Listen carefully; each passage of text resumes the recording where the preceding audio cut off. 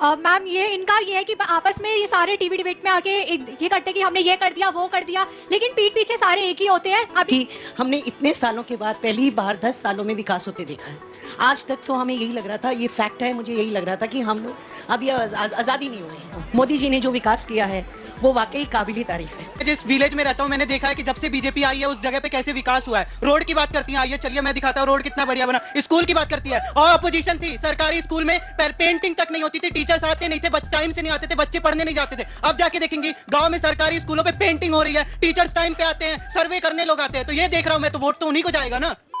आगे इस वीडियो में हम देखने वाले हैं कि कैसे ऑडियंस ने आरजेडी के प्रवक्ता को डिबेट में अच्छे से धो दिया है, और इसी के साथ समाजवादी पार्टी के प्रवक्ता को भी, क्योंकि यह लोग डिबेट में आकर बोल रहे थे कि मोदी जी प्रधानमंत्री तो बन गए लेकिन देश के लिए कुछ भी नहीं किया, लोगों की जिंदगी को बर्बाद कर दी। तो इसी बात पर जब ऑडियंस ने मोदी जी का काम गिनाना शुरू किया तो यह भड़क गया ऑडियंस पर ही, और कहने लगा कि आप लोग बिके हुए लोग हैं, बीजेपी के लोग हैं। तो इसी बात पर ऑडियंस ने इसे धो दिया, और इसी के साथ रूबिका लियाकत ने भी धोया है। तो भाई क्या हुआ आप खुद से ही देखिए। को बनाया ऐसे तो आप ये चाह रहे हैं कि राहुल गांधी को चुना जाए और वो तेजस्वी यादव को बना दे, मैं देखिए, या राहुल गांधी को चुना जाए और अखिलेश यादव को बना दे? आप देखिए, अगर इन चीजों को आप उस लेवल पे ले जाकर देखना चाहती हैं तो ये आपकी मर्जी है। मैं तो सिर्फ बोलता हूँ कि हूँ। राजनीतिक प्रक्रिया है, प्रोसेस है, जिसमें कि लोग जो जीते हुए लोग हैं वो चुनाव करते हैं। अच्छा, ये कितना फीजेबल लग रहा है? नहीं। ये राजनीतिक प्रक्रिया कितना फीजेबल आपको?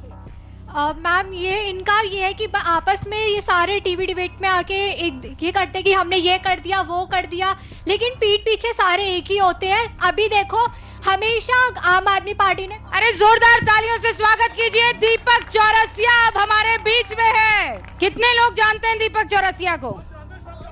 सर वो तो कुर्सी पर खड़े हो जाएंगे। अब दीपक जी हमारे साथ यहाँ पर वरिष्ठ पत्रकार के तौर पर है। दीपक जी बहुत बहुत स्वागत है आपका। स्वागत है, बहुत बहुत स्वागत है। अरे नवल भाई आप भी हैं? बहुत बहुत स्वागत है आपका। इनको देख के ही मेरे दिल में कुछ कुछ होता है। बहुत बहुत धन्यवाद। ये कौन सा इश्क है? ये वो वाला इश्क है जब मैंने इनसे पूछा था कि ये एक दिन मुझे डांटने लगे कि आप मेरे शो में बहुत कम टाइम दे रहे हैं। हाँ। तो मैंने पूछा आपकी कितनी सीट है लोकसभा में? हाँ। तो उन्होंने कहा 0। मैंने बोला टाइम भी उसके हिसाब से मिलेगा। यहाँ पर एक महिला हमें नजर आ रही है। हेलो, कैसे आप? मैं ठीक हूँ। कहाँ से आई है? दिल्ली से ही हूँ। अच्छा, तो न्यूज़ 18 इंडिया की डिबेट देख रही हैं, मन में क्या विचार चल रहा है? मन में यही विचार चल रहा है कि 400 के पार। ओह, हाँ, ऐसा क्यों? बिल्कुल ऐसा ही है, क्योंकि हमने इतने सालों के बाद पहली बार 10 सालों में विकास होते देखा है। आज तक तो हमें यही लग रहा था, ये फैक्ट है, मुझे यही लग रहा था कि हम लोग अब ये आज़ादी नहीं हुए हैं। मोदी जी ने जो विकास किया है वो वाकई काबिल तारीफ है। अच्छा, कितने लोग मानते हैं कि जो विकास हुआ है वो काबिल तारीफ है? सच्ची बात बता देना। हाँ? मोदी है तो मुमकिन है, योगी है तो मुमकिन है, बाकी सब तो बेकार हैं। ऐसे कैसे भाई? मैम आप मानते हैं ये बात? मोदी है तो मुमकिन है मैम। ऐसा क्यों?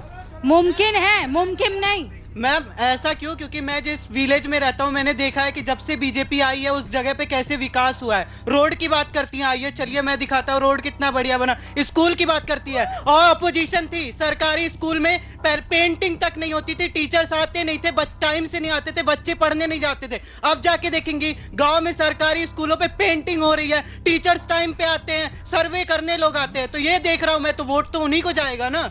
बताइए नवल किशोर जी। नहीं, ये तो जो भारतीय जनता पार्टी के सांसद है वो भी नहीं बोल पाते हैं। जिस गांव को उन्होंने गोद लिया वो अभी तक खड़ा ही नहीं हुआ, बड़ा तो होना दूर है। ये तो आप किसी एमपी से जाकर पूछ लीजिए कि जिस गांव को आपने गोद लिया है। ये तो ना सांसद है, ये बच्चा जो है ये तो सांसद भी नहीं है ना। इस बच्चे की कोई दोष नहीं है। आप कसम से आप ये मत कीजिएगा कि अपना सीना खोल के बताओ कमल का फूल छुपा होगा। मैं तो उन पे कोई सवाल ही नहीं। मैं जहाँ विकास देख के आऊंगा मैं तो वही देखूंगा ना। मैं आप कहाँ से हो? मैं यूपी से हूँ मैम। यूपी में एक सिद्धार्थ नगर है, उस गांव से हूँ मैं। तो हम वहाँ पर आए, देखें वहाँ। ये एक तो गौतम बुद्ध की बर्थ प्लेस है, वो आप जरूर आइए। वहाँ पे विकास हुआ है? यस मैम, हुआ है। ये तो मानेंगे अखिलेश जी कि नहीं मानेंगे? अच्छा, गांव में हर घर में शौचालय मिल गया नहीं मिल गया? मिला ना? अच्छा, गांव में गरीब आदमी को 5 लाख की हेल्थ इंश्योरेंस मिली, आयुष्मान भारत मिली। बीमार करेंगे जनौषधि केंद्र बीमार खोले करेंगे ताकि आयुष्मान का जनौषधि जो लेकिन आप संख्या लोग है एक पिच तैयार कर रहे हैं कि संविधान नहीं बचेगा। वो कह बिल्कुल रहे हैं नहीं संविधान बचेगा। के बगैर हम नहीं सुप्रीम चलेंगे। कोर्ट कहता है कि नवल दिल्ली किशोर में कह रहे हैं संविधान नहीं बचेगा। कितने लोग मानते हैं कि 2024 के बाद संविधान नहीं बचेगा? आप तीन उदाहरण दें, ये कितने सरकार लोग? नहीं बचेगी, संविधान उसकी नौबत रहेगा, नहीं आएगी। कितने लोग मानते हैं कि संविधान बाबा साहब का है। हाँ, संविधान रहेगा बट कांग्रेस नहीं रहेगा। हाँ, रहेगा। संविधान, अगर संविधान नहीं बचता तो चुनाव क्यों? तो प्रत्याशी घूम रहे हैं, वोट मांग रहे हैं, तो ये लोकतंत्र ही तो है। की बात। अब मुझे बताइए, ईवीएम को लेकर भी आप लोगों को संशय है, हाँ, कि बटन दबाते हैं यहाँ चला जाता है वहाँ। सुनिए, मैंने ना पूर्व चुनाव आयुक्त जो है उनसे बात की थी, अरोड़ा साहब आप भी जानते होंगे।